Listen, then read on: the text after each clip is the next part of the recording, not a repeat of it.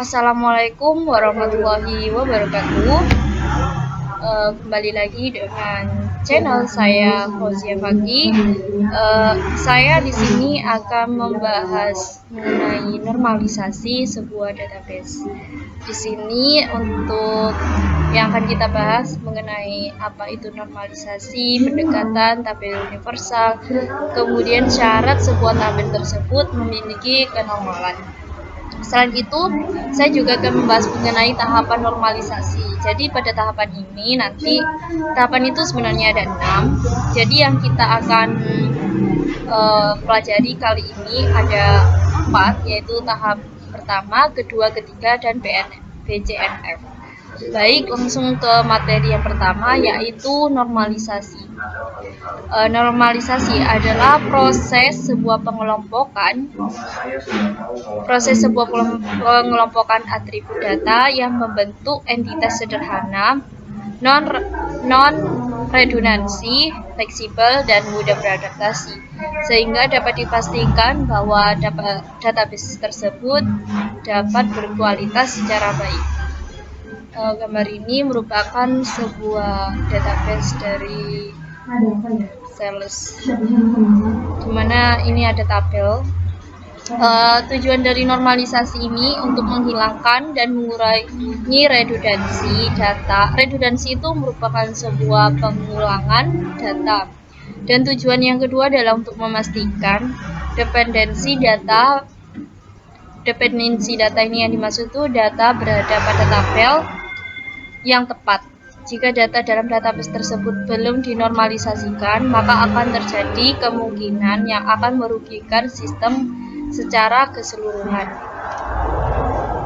Baik, langsung ke pendekatan basis data. Pendekatan yang menekankan pada komponen relasi sebagai kumpulan dari elemen-elemen yang berinteraksi yang harus diterjemahkan ke dalam bentuk sebuah tabel.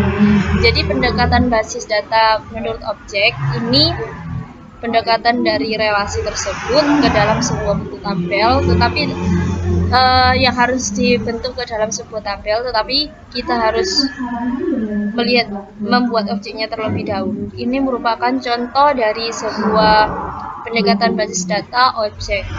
Jadi pendekatan basis data ini ada 2, objek dan juga record. Baik, setelah ini kita akan membahas mengenai record.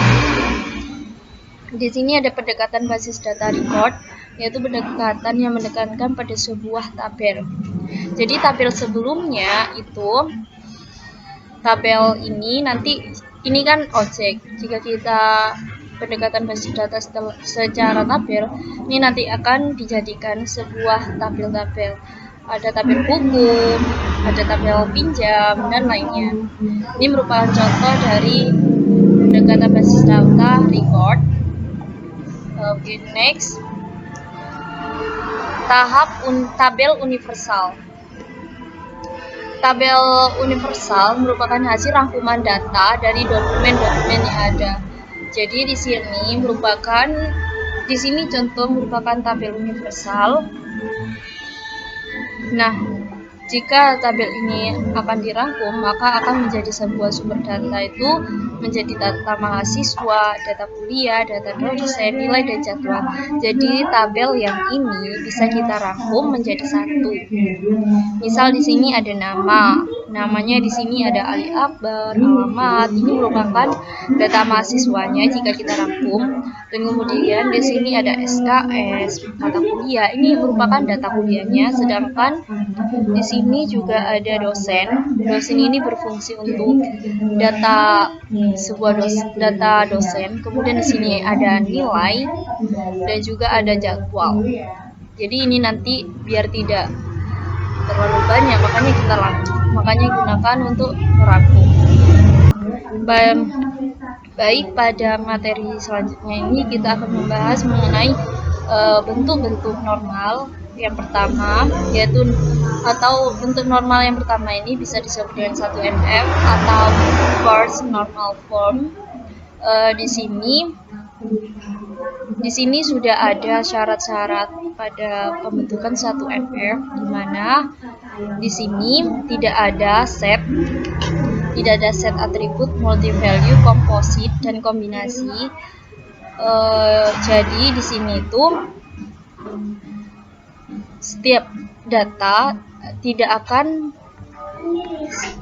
ada set atribut yang multi value, maksudnya itu banyak data yang berdouble-double. Kemudian di sini ada data berupa atomic value. Data dibentuk dalam satu record demi satu record, dan nilai dari file ini berupa atomic value, jadi tidak dapat dibagi-bagi lagi. Tiap file hanya satu pengertian. Jadi di sini maksudnya itu bukan merupakan kumpulan data yang mempunyai arti mendua. Jadi hanya satu arti saja, dan juga bukanlah pecahan kata sehingga artinya lain. Ini merupakan contoh dari tabel yang belum memenuhi satu NF. Jadi di sini ada hobi ini terdiri dari banyak banget, sehingga bisa kita sebutkan satu ini tabel siswa dengan tabel hobi itu sendiri. Tabel siswa bernama listnya ini, nama mahasiswanya ini, kemudian tabel hobi satu ini, hobinya ini. Jadi dijadikan satu-satu.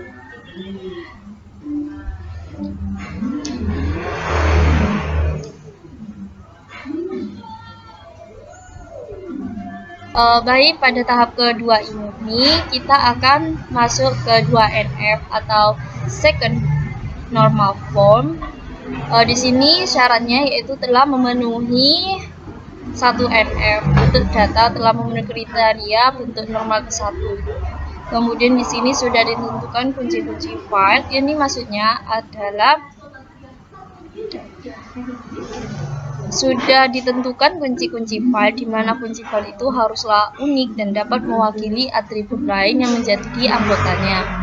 Kemudian di sini ada atribut bukan kunci haruslah bergantung dengan kunci utama. Maksudnya itu bukan kunci haruslah bergantung secara fungsi pada kunci utama atau primary key.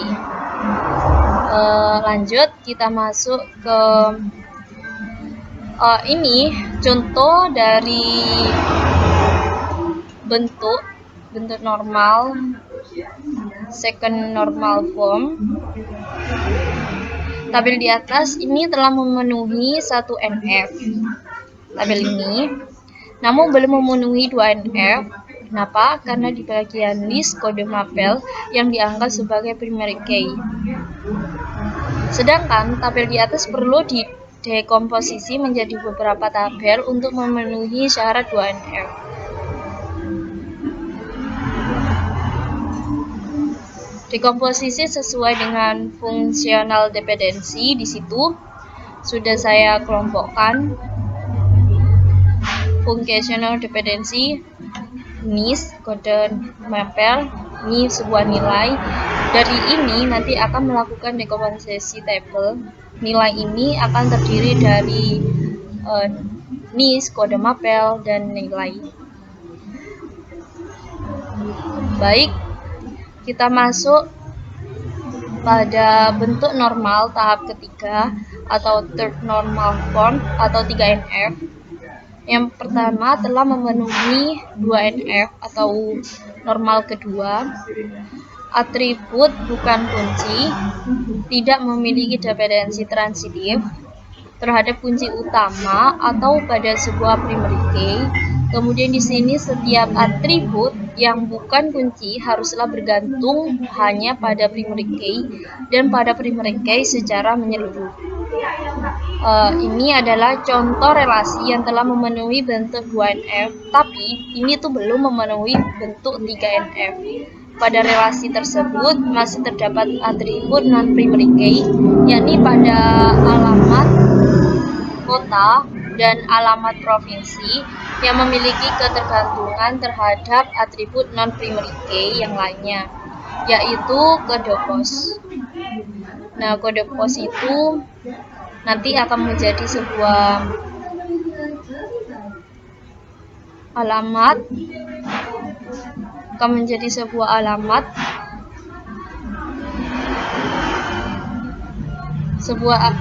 kode pos ini akan menjadi sebuah alamat kota, alamat provinsi untuk memenuhi syarat 3NF. Maka relasi tersebut harus didekomposisi sebagai siswa. Di situ terdiri dari NIS, nama siswa, alamat, jalan, dan kode pos. Sedangkan untuk kode pos sendiri itu nanti akan terdiri dari alamat kota, alamat provinsi, dan sebuah kode pos. Baik, lanjut.